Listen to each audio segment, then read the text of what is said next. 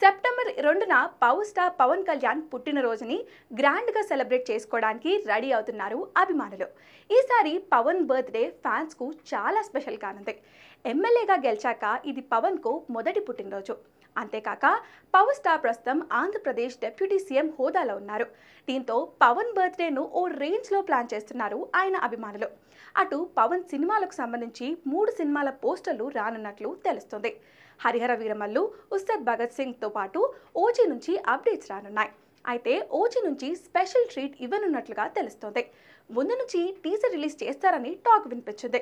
ఇప్పటికే అంతకు మించి అనేలా ఓజీ టీజర్ను దర్శకుడు సుజీత్ కట్ చేస్తున్నాడని అన్నారు. కానీ ఇప్పుడు ఈ చిత్రం నుండి ఫస్ట్ సింగిల్ రిలీజ్ కానున్నట్లుగా తెలుస్తోంది. మ్యూజిక్ డైరెక్టర్ తమన్ కూడా మొన్న అదిరిపోయే పోస్ట్ ఒకటి షేర్ చేశాడు.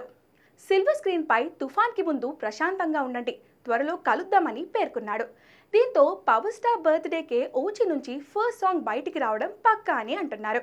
అదే జరిగితే సోషల్ మీడియా తగలబడిపోతుంది. పవన్ బర్త్డే సెలబ్రేషన్స్లో డీజే మూత కాదు, ఓజీ మూత మోగనుంది.